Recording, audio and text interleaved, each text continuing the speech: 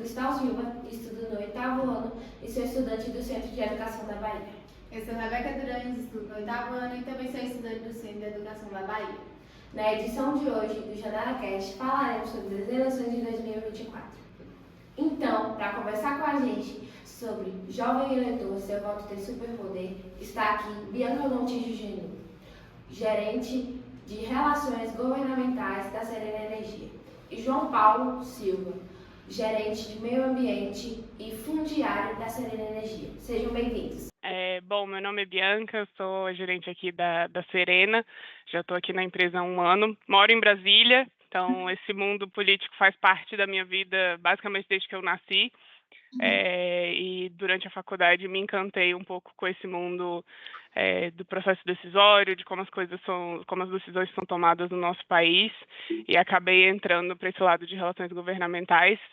E acho que tem uma relevância muito grande para todos nós como brasileiros, enfim, pessoas que vivem em comunidade de uma forma geral, né? Então tá bom, gente. É um prazer falar com vocês. Eu sou João Paulo, eu tenho 34 anos de idade, que eu completei anteontem, inclusive. Eu moro em São Paulo, mas eu sou mineiro, sou de Belo Horizonte. Eu trabalho na Serena há 14 anos, 13 para 14, já faço 14 anos esse ano.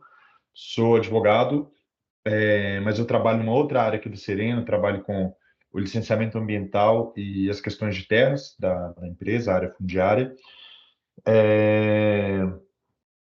Sou casado, tenho uma filhinha de 3 anos, tenho uma segunda a caminho, mais uma menina. E é isso. Acho que a ideia aqui é ter um bate-papo sobre as questões das eleições, político. Acho que é um assunto bastante importante que a gente gosta muito de discutir. Então é um prazer estar aqui com vocês e participar dessa conversa. Em um país democrático, qual é a importância das eleições? Bom, acho que as eleições são o marco inicial de qualquer processo democrático, né? Então, tudo que a gente tem hoje de sistema político, de uma forma geral, está sempre calcado exatamente no processo eleitoral. Isso porque é a forma como a gente tem de representar os anseios que a gente tem como sociedade, como população, pensando no papel que o Estado tem. Então, tentando simplificar um pouco a parte mais teórica, né? Quando a gente fala de política, a gente está falando de praticamente tudo que a gente vive, tudo que a gente é, tudo que a gente tem. Então, a estrutura de Estado que a gente tem, o governo é responsável por suprir aí grandes áreas da nossa vida, né? De segurança pública, saúde, educação. Então, todos os bens básicos que a gente tem como seres humanos estão muito calcados no papel que o Estado tem. Então, definir quem são os nossos representantes, eleger quem são esses nossos representantes, é essencial para que essas políticas públicas todas sejam desenvolvidas e a gente tenha esse respaldo como sociedade do que é realmente necessário. Então, o período eleitoral, as eleições, eu vejo muito como esse marco inicial de escolher quem são as pessoas que vão estar ali tomando decisões por nós. Então, seja aqui em Brasília, dentro do Congresso, seja a nível estadual, com os nossos governadores, com os nossos deputados estaduais, seja a nível municipal, que teremos eleições esse ano, né, com os prefeitos e os vereadores. Todas essas instâncias, todos esses representantes têm, no fim, uma missão comum que é defender os interesses daquela população. Então, a gente tem esses diferentes níveis, né, esses 3 níveis de federação, exatamente para garantir que todos os interesses estejam sendo ouvidos, né? Então, seja das comunidades mais pequenas ali, mais próximas dos municípios, seja a nível do estado como um todo, seja a nível de país como um todo, né? Então, acho que o princípio da democracia e o que torna realmente o Brasil um país democrático é exatamente o período eleitoral. Se a gente não tivesse a eleição, se a gente não tivesse essa capacidade de escolher quem são os nossos representantes, não seria uma democracia. Então, sem democracia, sem eleição, a gente não tem democracia, né? Como que os políticos chegam ao poder? Exatamente pelo processo eleitoral. né? Então, a gente tem uma série de regras eleitorais que definem aí como que acontece esse processo. A gente tem no Brasil dois tipos diferentes de eleições que a gente chama, que são as eleições majoritárias e eleições proporcionais. Cada uma delas tem um objetivo e uma forma de aumentar essa representatividade. O majoritário é o que a gente usa para eleger os nossos representantes do executivo. Então, o presidente da República, os governadores, os prefeitos, esses cargos onde você só tem um vencedor, a gente usa o que a gente chama de sistema proporcional. Majoritário, sistema majoritário, que é exatamente o mais votado ganha. Então, quem receber mais voto vai ser eleito para aquele cargo, né? São os cargos ligados mais ao poder executivo. O outro sistema que a gente tem é o majoritário, que é até bem complexo de explicar, porque ele tem uma série de cálculos e fórmulas, onde não necessariamente o mais votado vai vencer. Você tem uma distribuição ali da quantidade de vagas, e aí as majoritárias elas são muito mais voltadas para o poder legislativo, que é a Câmara e o Senado aqui em Brasília, as assembleias legislativas, as câmaras municipais, onde você tem uma distribuição ali entre partidos, entre pessoas, entre candidatos de uma região ou outra, que você consegue ter uma abrangência maior de quem está sendo eleito. Porque se todas as eleições fossem só majoritárias, quando a gente pensa, por exemplo, no Congresso, na Câmara, que você tem 513 deputados federais, se fosse só pela ordem de votos, você não teria uma diversidade muito grande representada ali dentro do Congresso. Você teria uma população, uma representatividade pequena, onde só aquelas pessoas que já têm uma vivência política mais ampla, muitas vezes relacionada a quanto de dinheiro que ela tem para investir naquela campanha, que efetivamente seriam eleitas. Nesse sistema onde você tem uma divisão maior, você consegue garantir que partidos menores, que pessoas que têm menos representatividade, consigam também chegar ao poder, né, e serem eleitos como representantes do seu núcleo específico ali, né? Só dando um exemplo para vocês entenderem um pouco, quando a gente para pensar dentro do Congresso como um todo, apesar da gente ter uma diversidade ética muito grande no Brasil, étnica no Brasil, a gente teve a primeira deputada indígena eleita no Brasil na última eleição de 2018, na penúltima, né? Então, apesar de todo o papel que os indígenas têm no Brasil, a primeira a ser eleita deputada foi muito recente. E isso só foi possível exatamente por esse sistema de eleições majoritárias, né? Então, isso proporciona aí que você consiga trazer grupos diferentes para dentro do poder também. Quais são os 3 poderes e a função de cada um? Nossa estrutura de poder no Brasil é dividida em 3 poderes, né? E a gente tem uma dinâmica entre eles que a gente chama de pesos e contrapesos, né? Que é uma estrutura de Estado que permite que os 3 poderes tenham a sua independência, tenham as suas funções e atribuições, mas que elas também sirvam como um contrapeso para as decisões que os outros tomam, né? Então, a gente divide, né, entre executivo, legislativo e judiciário. Cada um deles tem o seu representante maior. Então, você tem o presidente do Congresso, você tem o presidente do Supremo Tribunal Federal e você tem também o presidente da República, que é o representante do Poder Executivo. Dentro de cada um, né, você tem essas estruturas específicas, cada um deles com a sua independência decisória. Então, eles conseguem ter essa liberdade, entre aspas, né, de tomada de decisão em relação a áreas específicas, né?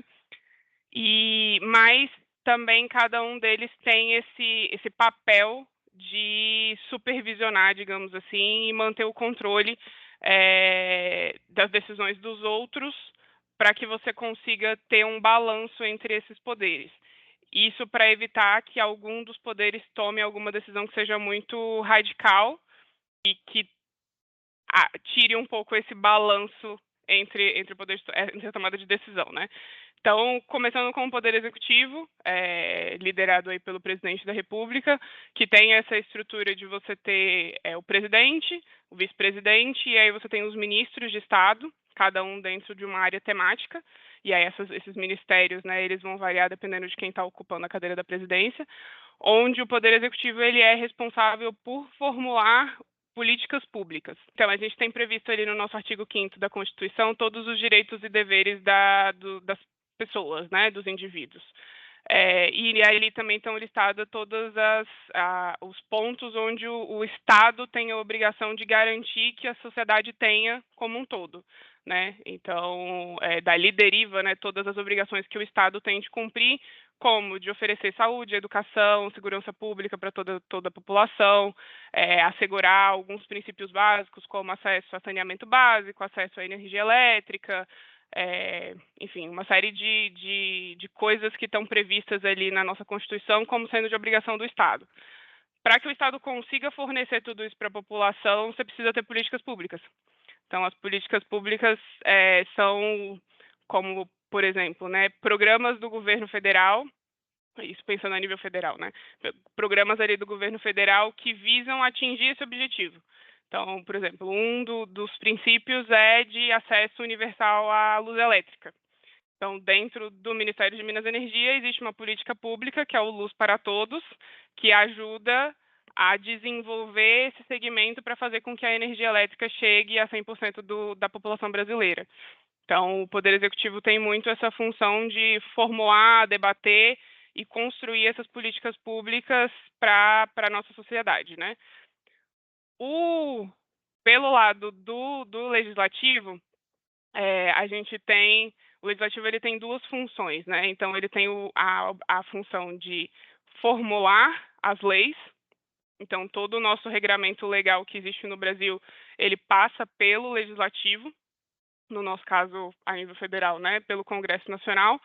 Então, tudo que Aí tem alguma diferença, uma diferenciaçãozinha ali do como que o Poder Executivo pode fazer isso, mas muitas das políticas públicas que são formuladas pelo Poder Executivo, para que elas sejam implementadas, elas precisam ser formuladas via lei, né? Então, ela precisa ser uma lei, um ato legal, consolidado para que ela seja implementada. Então, o Poder Executivo vai formular aquela política pública, vai fazer um texto, um projeto de lei, vai encaminhar para análise do Poder Legislativo, que vai ter essa função, né, de discutir, aprimorar, evoluir com aquele texto, até que ele chegue a virar uma lei. Essa é uma das funções do Legislativo. A outra função do Legislativo é exatamente de fiscalizar o que o Poder Executivo faz.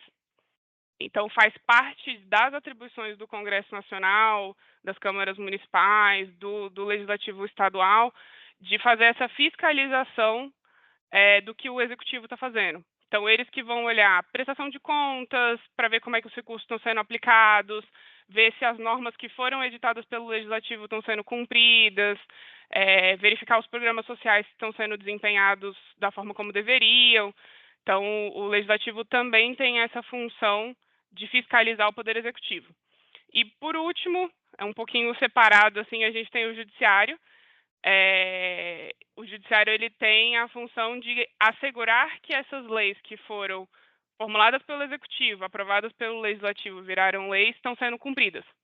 Então, o Judiciário tem esse poder de decisão de assegurar que todas as coisas que foram debatidas e aprovadas estão sendo efetivamente implementadas. Então, tudo que for lei, ele garante que isso está sendo cumprido com o interesse também de defender o indivíduo, né? Então, qualquer norma também que seja aprovada pelo Congresso, mas que ela não esteja de acordo com o que se entende que é o melhor para a população, cabe ao Judiciário também questionar a legalidade e a constitucionalidade dessa lei que foi aprovada. Então, esses são os três poderes, né, que a gente tem. Cada um deles tem a sua função ali de conseguir garantir que todos os cidadãos tenham acesso a esses princípios básicos que estão previstos ali na nossa Constituição. E interagem de uma forma harmoniosa para conseguir garantir que, enfim, que as coisas se encadeiem ali e deem certo no final. E aí, quando a gente pensa, até juntando um pouquinho com o que a gente está discutindo aqui, né, de eleição, cada um deles também tem uma forma diferente de eleger seus representantes, né? Que eu estava explicando a questão do sistema majoritário, do sistema proporcional, está um pouco atrelado a essa forma de como que esses poderes vão representar o interesse da sua população. Então, o poder executivo, na forma do presidente da República, a gente elege o presidente. As pessoas que estão abaixo do presidente no executivo são todas pessoas de confiança do presidente, mas são pessoas que não são eleitas. Então, a mesma coisa pensando na municipal, né? A mesma coisa do prefeito. A gente escolhe o prefeito, abaixo dele você tem os secretários, que não são eleitos, né? A gente só elege o principal, que é o prefeito. O resto tudo são pessoas de confiança dele dentro das áreas temáticas, porque a intenção é que cada pasta tenha um representante que seja atuante naquela área temática, né? Em compensação, no legislativo, a função é que ele seja uma representação mais próxima da população local. Então, ele tem esse papel de fazer um contraponto ao executivo, porque o executivo, muitas vezes, ele está pensando de uma forma mais ampla no processo, enfim, nas contas públicas, no quanto que ele tem de dinheiro para investir em uma área ou em outra, o que é melhor fazer agora, o que é melhor fazer depois, enquanto o representante do legislativo, ele tem essa função e essa obrigação de representar a população que elegeu ele e defender os pleitos daquela sociedade junto ao executivo. Então, cabe muito ao vereador da cidade, ao deputado estadual que foi eleito ali por aquela região, de levar os pleitos mais próximos daquela sociedade. Então, o vereador ele tem esse papel de saber que na rua X teve um cano que estourou e que precisa ser reparado e que a prefeitura até hoje não foi lá fazer nada. Então, o vereador tem esse contato com a população mais próximo para saber o que está acontecendo e conseguir levar aquela reivindicação pontual para junto do executivo. Então, existe esse contato um pouco mais próximo. E aí, só para fechar, né, o terceiro, o judiciário já é o completo oposto. O judiciário não é eleito. O judiciário é um corpo técnico. Você faz um concurso para ocupar aquela vaga ali de juiz, de procurador, o que quer que seja. E a sua função é exatamente não ter o lado político. É ser bem técnico, ter um conhecimento jurídico muito grande que te permita decidir sobre a legislação, enfim, sobre a aplicação das leis daquele universo ali, né? Seja mais próximo ou a nível federal também.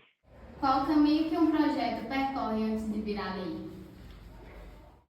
Bom, o projeto de lei, ele é a forma que a gente tem, é o espaço que a gente tem de discutir essa elaboração de políticas públicas de uma forma geral, né?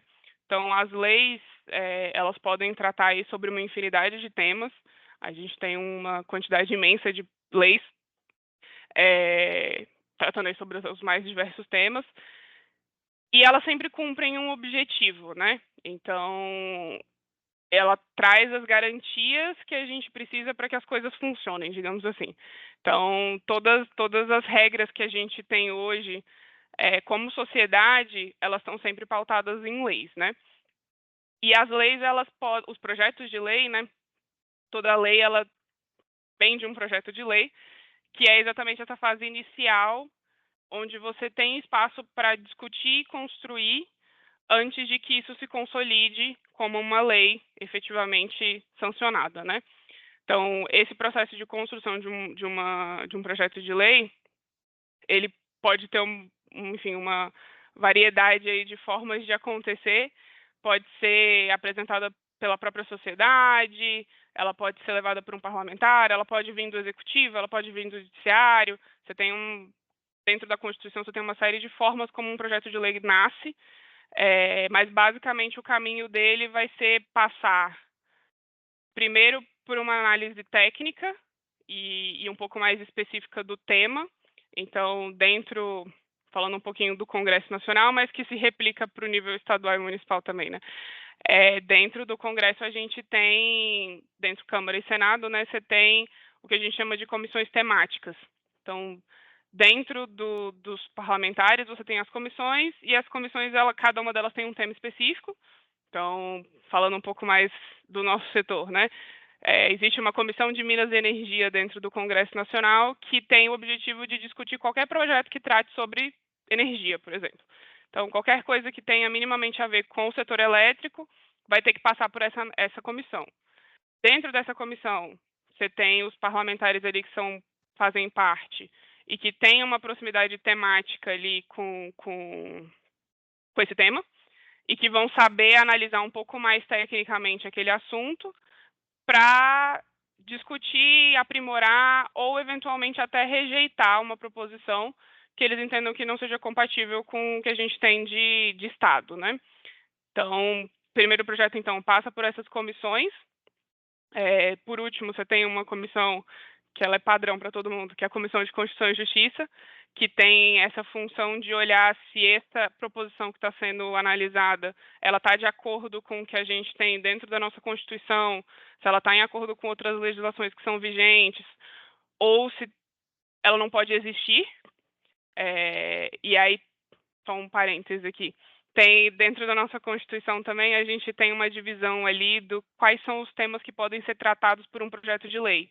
Então, tem alguns assuntos que não podem ser tratados por projeto de lei ou precisam ser enviados pelo Executivo. Enfim, tem uma série de regras e limitações ali de como que você faz esse projeto de lei. E a Comissão de Constituição e Justiça tem esse papel obrigatório de analisar se está de acordo com a Constituição Federal e com as leis que a gente tem vigente, né? Então, uma vez que ela passa por essa parte mais, essa análise mais técnica, né, das comissões, ela passa para o plenário. O plenário é o órgão que a gente tem onde todos os deputados, você tem um plenário na Câmara e um plenário do Senado, né? Onde todos os deputados se juntam e decidem pela aprovação ou não daquele projeto de lei. Uma vez que ele é aprovado, ele vai para a sanção. Então, a última instância de qualquer lei é o presidente da República, ou o governador, ou o prefeito. Então, o chefe do Poder Executivo, que tem o poder de transformar aquele projeto, né, em lei oficialmente, e ele também tem um último recurso, que é o veto. Então, se ele entender que alguma parte daquele projeto ali fere os princípios, fere enfim, os princípios ou os direcionamentos que o próprio governo quer dar, ele tem o poder de veto em relação a trechos específicos da lei. Então, ou a lei por inteiro. Se ele entende que aquilo lá está contra o que se entende como melhor, ele pode vetar integralmente ou parcialmente aquele texto. Então, o processo seria mais ou menos esse. Isso pensando um pouco ali para o lado do estadual e municipal. Quando a gente fala do Congresso, tem uma diferença pequena, que é o fato que a gente tem Câmara e Senado, né? Então, o projeto ele tem que passar pelas duas câmaras, pelas duas casas, né? Ou se ele começa na Câmara, ele vai para o Senado. Se ele começa no Senado, ele vai para a Câmara. Ele pode começar de qualquer um dos dois lados. E no nível estadual e municipal, a gente não tem essa segunda casa, né? Então, a gente tem só a Assembleia Legislativa no nível estadual e no nível municipal, a Câmara Municipal. Então, nesses dois níveis, né, basta a aprovação pelo plenário e o projeto já segue direto para a sanção e aí se torna lei. Agora eu vou fazer uma pergunta para você. Após as eleições, como os eleitores podem acompanhar o que está sendo realizado em seu município? Bom, vamos lá. Eu posso responder essa aqui, Vi. Bom, gente, esse acompanhamento depois das eleições, ele é muito importante. Eu diria que ele é até mais importante do que a própria eleição em si, o próprio voto, né? Porque eu acho que a gente, enquanto cidadãos, a gente não tem que preocupar só no voto em si, mas no que vai acontecer depois das eleições, né? O que vem, se aquelas promessas que foram feitas se elas vão ser cumpridas, se os recursos públicos eles vão ser bem utilizados e principalmente se as necessidades, né, o que que a comunidade no geral precisa, vai ser atendido, né? Então tem muitas formas de se fazer isso, de se fazer esse acompanhamento. Acho que a Bianca já falou um pouquinho de como que funcionam os poderes, como que são as eleições. Então, basicamente, a gente tem o poder executivo, que no âmbito municipal é o prefeito, e o legislativo, que é a Câmara dos Vereadores. Bom, a primeira coisa é que muitas vezes e muitas pessoas acham que o mundo político é um negócio muito distante, muito fora da nossa realidade, muito inacessível. E na verdade não é assim. Qualquer um, qualquer pessoa pode acessar os órgãos públicos, pode acessar a prefeitura, pode acessar a Câmara dos Vereadores, pode falar diretamente, né, com os políticos para entender o que está acontecendo, como as questões estão andando, como o mandato está fluindo, né? Então tem várias formas de fazer isso.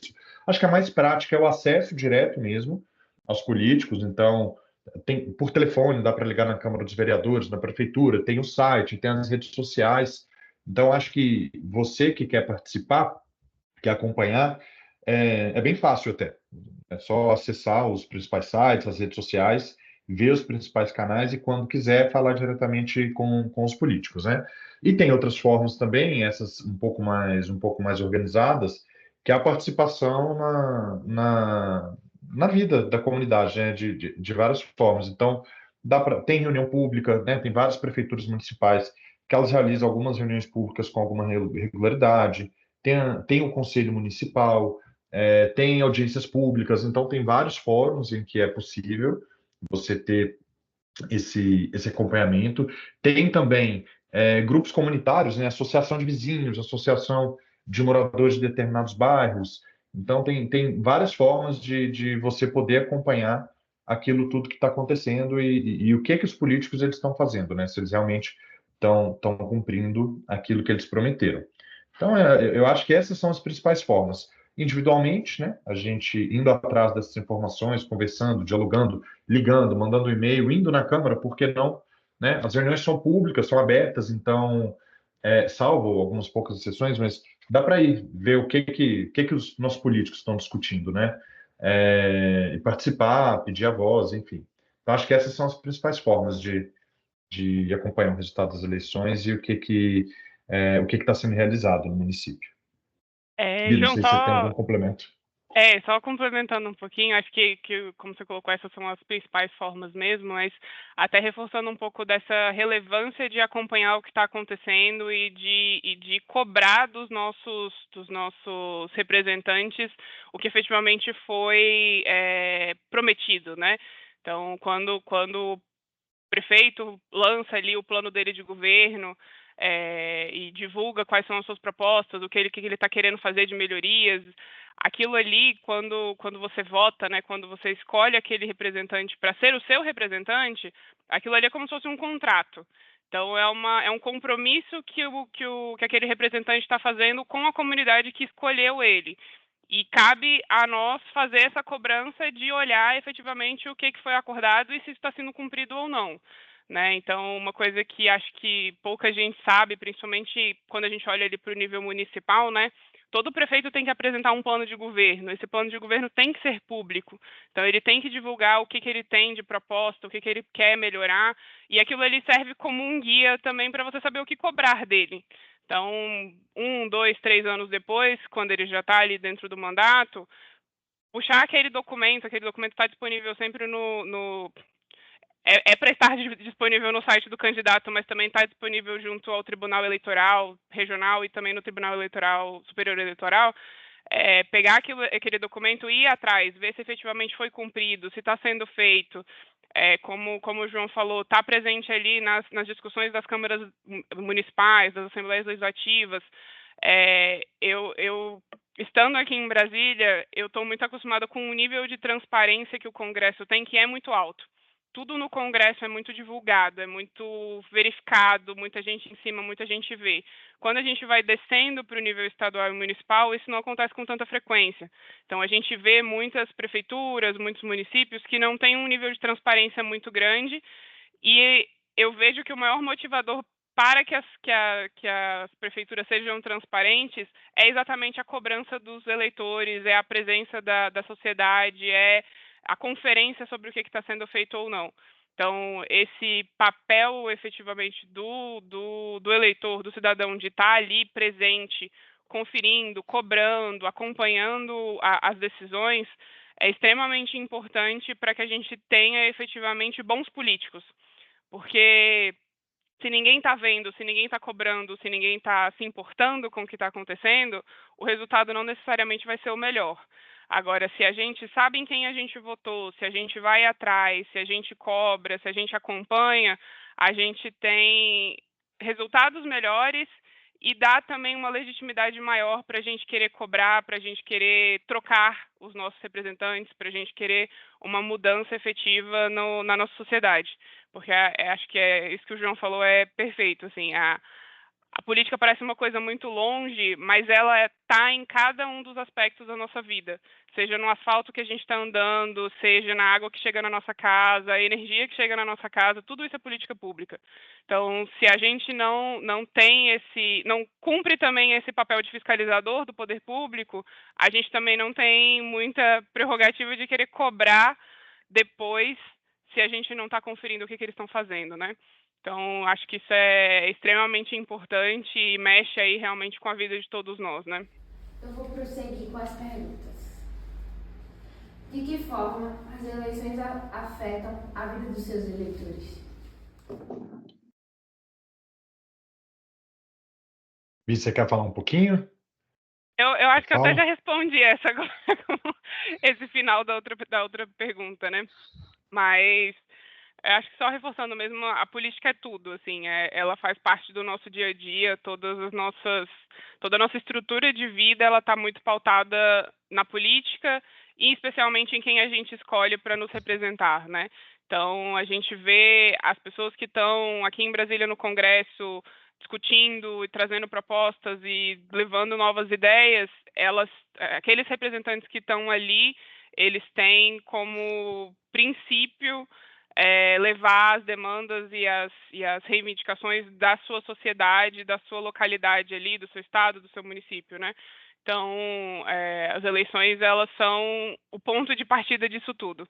Então, se a gente escolhe bons representantes, se a gente realmente toma decisões conscientes sobre quem a gente está elegendo, não só naquela de, eu vou votar em fulano porque ele é primo do amigo do meu irmão e sem saber quem que ele é, o que ele está propondo, o que ele está efetivamente defendendo, a gente também não tem argumento para cobrar alguma coisa diferente dele lá na frente, né? Então, todas as áreas mais críticas da nossa vida, a gente estão pautadas aí por essas pessoas que vão definir lá na frente o que é o melhor para o Brasil.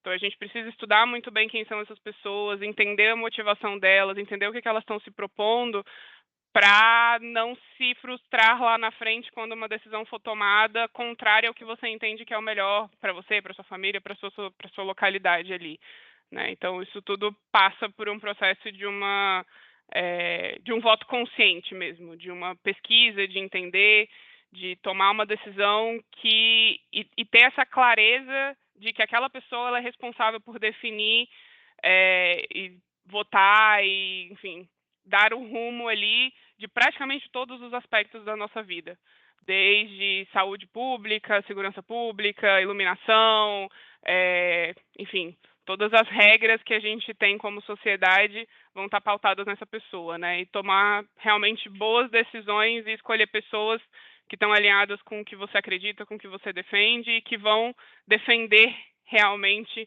um Brasil melhor, né? Até complementando um pouquinho do que a Bianca colocou, eu fico bastante feliz, inclusive, né, de participar de uma conversa como essa, porque essa questão da vida política, das eleições, da democracia, etc., ela é muito importante e a gente tem que começar a se preocupar, a discutir essas questões na escola mesmo, né? Enfim, antes da gente crescer, se tornar adultos, começar a votar, eu acho que é muito importante desde cedo a gente começar a discutir, a entender e a saber o que são as eleições, para que servem as eleições e o que vem das eleições, o quanto isso é importante na nossa vida, para que lá na frente, quando a gente, né, virar adulto, a gente seja um adulto consciente, a gente saiba em quem, por quê e como eu vou acompanhar o resultado das eleições. Então, a gente vê, inclusive, né, nas campanhas, vários candidatos vários fazendo gracinha, é, pedindo voto pelas razões erradas, né? E eu acho que é importante a gente se conscientizar de que as eleições elas não terminam ali na hora que a gente aperta o botão da urna, né? Na verdade, vai muito além daquilo ali. Aquilo é o começo, não é o final. Então, a Bianca colocou muito bem. Tudo na nossa vida tem a ver com quem está nos representando, né? Na Câmara dos Vereadores, na Assembleia Legislativa, no Congresso Nacional, na Prefeitura, o governador do Estado, na Presidência da República, enfim. Porque desde o buraco que tem na rua até a insegurança que a gente tem, ou o preço das coisas muito caro no mercado, a qualidade da educação que a gente tem na escola, o tempo que a gente fica na fila de uma consulta médica, tudo isso tem a ver com as decisões que os nossos representantes tomam, né? Então, é muito importante que esse voto seja muito consciente, que a gente saiba em quem a gente está votando, que o motivo do nosso voto vá muito além enfim, de alguma promessa vazia feita por esses candidatos, mas a gente tem que avaliar se aquela pessoa em quem a gente está votando ela realmente tem conteúdo, ela tem qualidade, ela vai conseguir executar um bom trabalho, porque esse trabalho parece que não, mas ele afeta tudo na nossa vida, né? Tudo no nosso dia a dia. Então é bastante importante essa consciência e as eleições, basicamente, elas afetam tudo na nossa vida. João, até só para dar um exemplo para as meninas, para ter um pouco do tamanho, do quanto que a política afeta a nossa vida, né? Numa coisa que parece ser muito simples, mas existe lei no Brasil hoje em dia até para regulamentar qual o percentual de filmes nacionais que tem que ser exibidos no cinema. Então, assim, às vezes a gente pensa em coisas muito grandes dentro de política que afetam a nossa vida, mas na verdade a política está mexendo até no que você vai assistir no seu cinema, o que vai estar disposto no seu Netflix. Então, tudo isso é lei. Tudo isso está sendo discutido pelo Poder Executivo, pelo Poder Legislativo. Tudo isso faz parte de uma regulamentação, né? Então, tem objetivos específicos, tem um mérito ali de discussões que visam aumentar a participação nacional, a divulgação de filmes nacionais, enfim, tem um porquê das coisas, né? Mas, assim, para retratar que não é só coisas grandes, não é só falar de segurança pública, mas é falar de coisas do nosso cotidiano, do nosso dia a dia, do filme que a gente assiste no cinema, né? Então, tudo isso é política. Tudo isso, quem vai definir são as pessoas que a gente escolhe, que a gente elege, por isso que a gente tem que escolher muito bem quem está lá para nos representar, né? A divulgação de falsas notícias pode afetar o resultado das eleições? Com certeza. Com certeza, como inclusive já afetou em outros momentos. Eu acho que esse é um assunto que é cada vez mais importante, né? A gente toma todas as nossas decisões com base naquilo que a gente vê e naquilo que a gente acredita, né?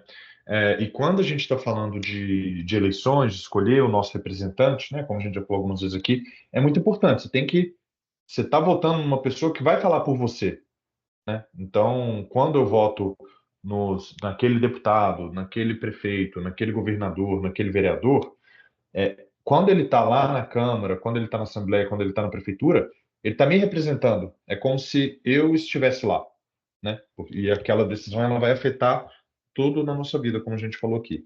Então, para que a gente tome a melhor decisão, uma decisão tão importante quanto essa, a gente tem que estudar bastante e ter certeza que a gente está votando ou deixando de votar numa certa pessoa pelas razões corretas. E hoje em dia, especialmente depois né, das redes sociais e com a facilidade de veiculação das informações, a gente está tendo um problema muito grande. Isso tem acontecido em vários países no mundo e aqui no Brasil também, das fake news, né? É um problema muito grave que a gente tem, Porque hoje qualquer pessoa, no seu celular, no seu computador, solta uma informação, e aí, dependendo do tipo da informação, ou do quanto aquela pessoa que divulgou aquela informação tiver capacidade de espalhar, pode se virar, isso pode se tornar uma enorme mentira que vai mudar a opinião das pessoas como um todo sobre aquele candidato, sobre aquela candidata. E isso pode ser muito grave. Pode ser muito grave. Hoje, inclusive, né, hoje em dia, a gente está num momento ainda mais grave e mais perigoso por conta da inteligência artificial, né?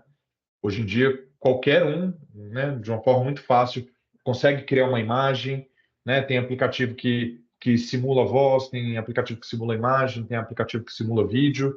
Então, alguém pode simplesmente vir aqui, recortar o meu rosto, pega a minha foto, coloca num vídeo e espalha, falando que eu acho que tem que, sei lá, qualquer besteira.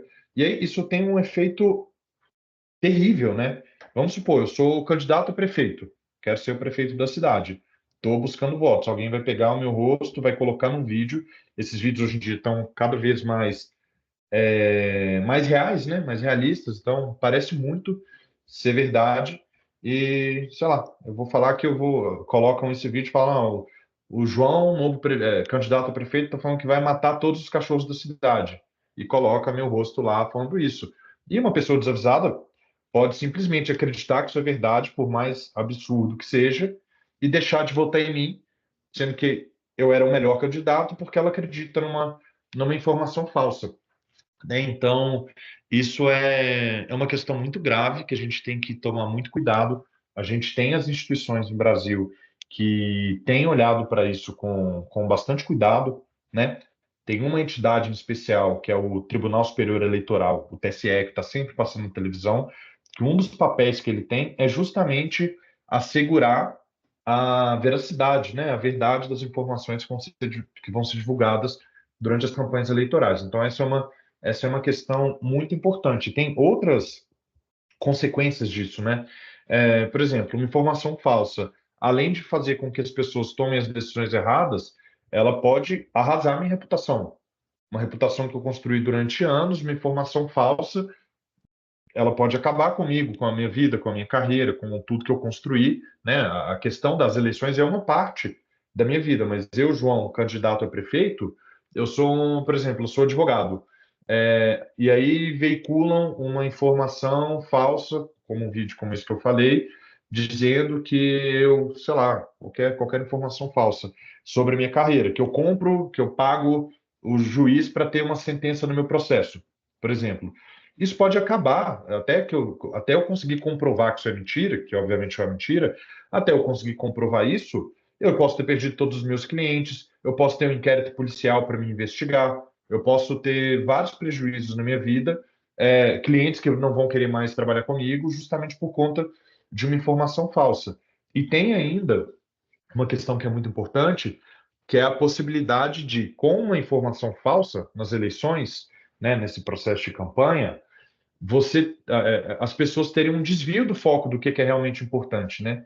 Então, eu estou lá na campanha, concorrendo com outro candidato a prefeito, ele cria uma informação falsa sobre mim, é, e aí vai ter um período enorme que vão ficar discutindo sobre essa informação falsa e aquilo que realmente deveria estar sendo discutido não está no foco das pessoas. Não vão falar de saúde, não vão falar de educação, não vão falar de transporte, vão falar do João que compra sentença. Vão ficar 3 semanas lá discutindo e a eleição chegando e a gente perdendo a oportunidade de falar por que a cidade está muito perigosa, por que o leite está caro no supermercado, por que tem esse buraco na porta da minha casa, por que eu fico 3 horas na fila do hospital? Tudo por conta de uma informação falsa, entendeu? Então, acho que essa é uma questão bastante importante. A gente tem que ter um filtro muito importante para ter certeza de que as informações que a gente está acessando são verdadeiras, né? Acho que essa questão das fake news é o grande desafio que vamos enfrentar já estamos enfrentando e vamos enfrentar muito daqui para frente, num aspecto geral, mas dentro do contexto eleitoral ainda pior, que é conseguir identificar, conseguir retirar esse conteúdo sem você infringir em liberdade de expressão, conseguir diferenciar o que é fake e o que não é, e como o João falou, cada vez mais as tecnologias estão mais avançadas, são mais reais, é mais difícil de você conseguir detectar o que é real ou não. Então, eu acho que é o grande desafio desse mundo tecnológico que a gente vive e que pode ter resultados aí muito, muito negativos para a política de uma forma geral, né? Principalmente dentro do período eleitoral. A urna eletrônica é segura? Com certeza. Eu acho não, tenho certeza, na verdade. O nosso sistema eleitoral é um dos mais seguros do mundo. Inclusive, o Brasil sempre foi um dos principais inovadores em relação ao sistema eleitoral. O Brasil foi o primeiro país a adotar a urna eletrônica como sistema oficial de votação a nível nacional, né? E o Brasil, a nossa tecnologia evoluiu tanto que hoje a gente tem, com certeza, um dos sistemas eleitorais mais seguros e mais confiáveis de todo o mundo, né? Então, a urna ela tem todo um sistema de garantir que esses dados sejam anônimos, que ela chegue a toda a população do Brasil, né? O sistema de votação chegue nas comunidades mais remotas, e com um processo de checagem, de conferência, de segurança, que é dos níveis mais altos que a gente tem no mundo como um todo, né? Então, acho que até muita fake news existe sobre as urnas eletrônicas e sobre o nosso processo eleitoral, mas um comentário uma vez que eu vi na eleição passada, que tentaram levar a nossa urna eletrônica para os Estados Unidos e não conseguiram, porque disseram que a nossa urna era segura demais. Porque nos Estados Unidos até hoje se vota marcando o xizinho num papel e mandando pelo correio, né? Então, o nosso sistema ele é tão seguro que você conseguir burlar ele é tão improvável e impossível que isso não favorece pessoas que querem fazer coisas erradas, né? Então, o fato da gente outros países já terem tentado adotar o nosso sistema e não conseguirem, muitos deles existem exatamente porque é uma forma muito segura e de um modelo que ninguém consegue efetivamente decifrar os dados e fazer essa separação de onde é que está vindo cada voto, de como que você rastreia aí onde é que foi registrado aquele voto, né? Então, em resumo, sim, nosso sistema, a urna é muito, muito segura e o nosso sistema eleitoral é um dos mais, enfim, tecnológicos e avançados, acho que do mundo todo, né? Não, acho que você colocou super bem, Bianca. Eu acho que esse ponto da urna eletrônica, ele é importante porque ele se conecta o ponto que eu estava falando logo antes aqui. Eu só estou conectando minha bateria, gente, porque está quase acabando a bateria do meu computador. Ele conversa com o que eu acabei de falar sobre fake news, né? Nas eleições de 2022, teve muita discussão sobre isso, aquela história de quem for um pouquinho mais velho vai lembrar de voto impresso, auditável, tem que ser impresso e não sei o quê, mas, na verdade, o voto impresso, ele dá muito mais espaço para manipulação, né? Claro, tem várias formas de você assegurar enfim, vai ser seguro, que não vai ter nenhuma corrupção, né? O voto das pessoas não vai se corromper. Mas o sistema que a gente tem no Brasil, como a Bianca colocou, ele é referência mundial. E há anos, né? Eu tenho 34 anos, desde sempre, desde que eu me entendo por gente, a gente vê as urnas eletrônicas, os resultados refletem, no geral, o que as pesquisas indicam, e ele é muito seguro, ele não é conectado à internet, então não tem possibilidade de você ter acesso remoto à urna, e tem muita tecnologia e muita auditoria, segurança, investigação no processo para que tudo aconteça de forma limpa, né? Porque o que a gente quer é uma eleição limpa. Eu não quero que o meu candidato ele ganhe a qualquer custo. Eu quero que ganhe o candidato que a maioria das pessoas decidir, mesmo que não seja o que eu goste. Porque essa é a premissa, né, de uma democracia. Numa democracia, nem sempre quem vai estar lá na frente vai ser a pessoa com quem mais eu tenho alinhamento. Mas é importante que hoje, eu não vou falar rival, mas o político que não é da minha linha, tem acesso ao poder, porque da mesma forma, quando ele estiver lá, eu vou querer que outro político, outro governante ocupe esse lugar. E se não tiver uma democracia, se a gente não tiver um sistema limpo, urnas que realmente representem o que as pessoas desejam, esse cara nunca vai sair de lá. E a gente tem vários países aí, mundo afora, em que a gente vê esse tipo de situação. Eleições que a gente sabe que não são limpas, votos que são manipulados, pessoas que são obrigadas a votar, pessoas que vendem os seus votos por favores. Então, felizmente aqui no Brasil a gente não tem isso, a gente tem um sistema limpo de eleições e isso faz com que todos possam, né, acessar ali o poder e representar o povo, né? Tem que prevalecer sempre a vontade da maioria. Isso é uma democracia. Quer a gente goste ou não de quem vai ganhar, mas é importante que essa pessoa consiga acessar. E para finalizar o nosso podcast, eu tenho a última pergunta. Gostaria de falar mais alguma coisa que considera importante a sabermos? Eu quero. Eu tenho algumas coisas. Como eu falei, eu fico muito feliz de ter uma discussão como essa aqui no podcast do Janela. Enfim, para várias crianças, adolescentes, adultos, enfim. E assim, o que eu sempre falo sobre as eleições, o primeiro ponto é muito importante que as pessoas olhem muito para o legislativo, para a Câmara, para o Senado, para a Assembleia, para a Câmara dos Vereadores, porque hoje em dia a gente fica muito num embate. Ah, porque o Lula isso, porque o Bolsonaro aquilo, porque o governador A isso, porque o governador B aquilo, parecendo um fla-flu, né? Um jogo de futebol. Não, meu time, o seu time. Só que, na verdade, o presidente, a Bianca explorou isso bem nas perguntas anteriores, o presidente, o prefeito, o governador, ele não tem tanto poder quanto as pessoas acham que ele tem. Hoje em dia as pessoas têm resumido tudo, não, porque a situação está boa por conta do Lula, a situação está ruim por conta do Bolsonaro, a situação está boa por conta do Bolsonaro, a situação está ruim por conta do Lula. Mas, na verdade, o que determina a nossa vida e a maior parte das questões do nosso dia a dia são as leis. É a lei que fala o que a gente pode fazer e o que a gente não pode fazer. É a lei que fala como que um processo tem que acontecer e como que um processo não tem que acontecer. É a lei que fala como que a pessoa vai pagar imposto. É a lei que determina como que o recurso vai ser destinado para a educação, para a saúde, para a segurança pública. Isso tudo vem do Poder Legislativo, né? De onde as leis são feitas. Então, a minha mensagem principal é para que as pessoas reflitam mais no momento de votar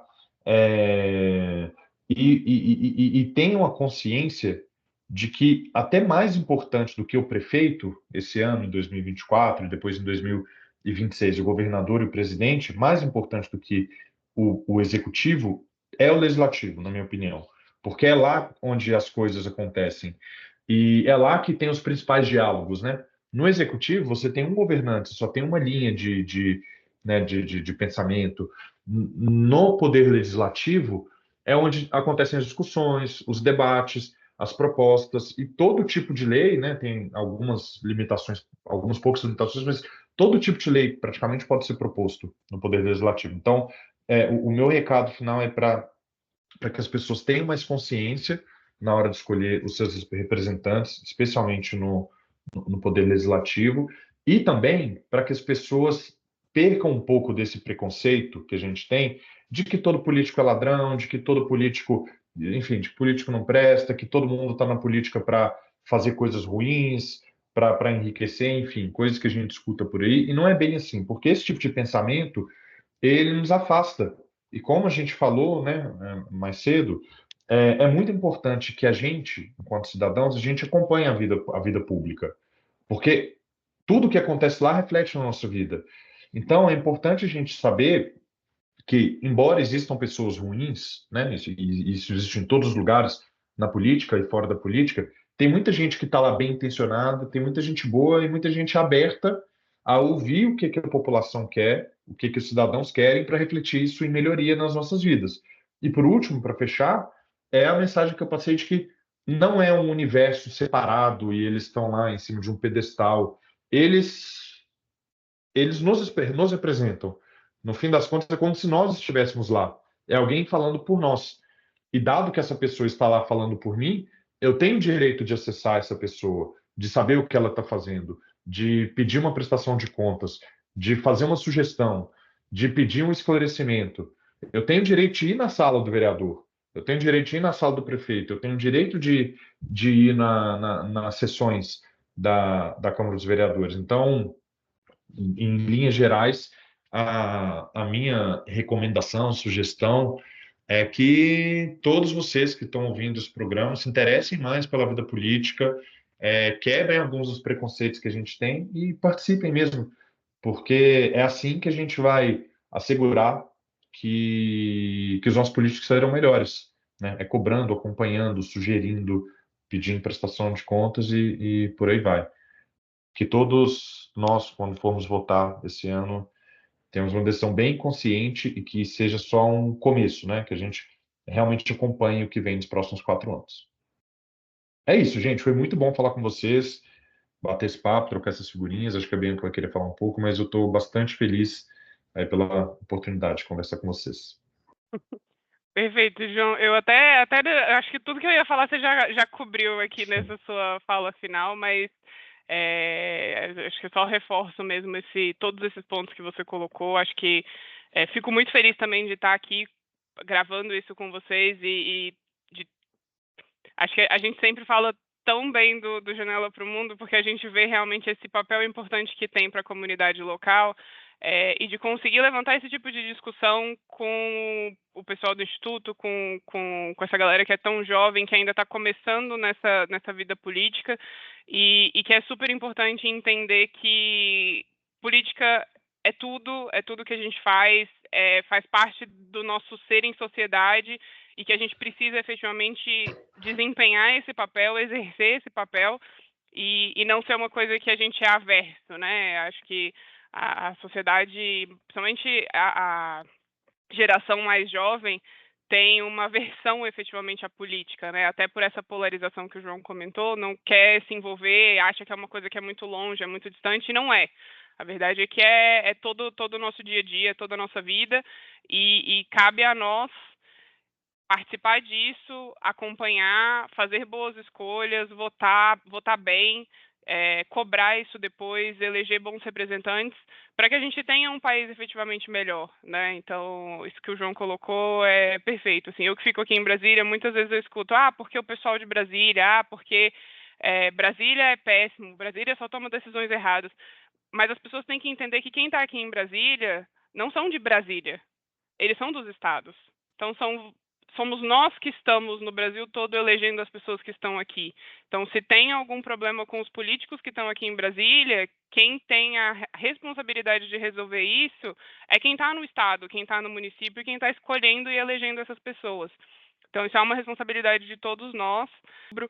Então, efetivamente, exercer o nosso papel de cidadão, e lutando sempre por um país melhor, né? Então, muito obrigada aí, meninas, pelas perguntas, pelo debate. Acho que é um assunto realmente super importante. Espero que a gente tenha conseguido esclarecer alguns pontos para vocês e que efetivamente as pessoas entendam que a política é mais importante do que o que a gente pensa, e realmente mudar a política está nas nossas mãos. Não é achar que votar e no ano seguinte já não lembrar mais em quem votou vai resolver alguma coisa, né? A gente tem esse poder e o nosso voto tem o poder efetivamente de mudar essa realidade. E é isso. Obrigada, meninas. Então é isso, galera. Obrigada por assistir esse episódio do Janela Cast. Deixe seu like, se inscreve no canal, ative o sininho para receber todas as notificações. Até a próxima!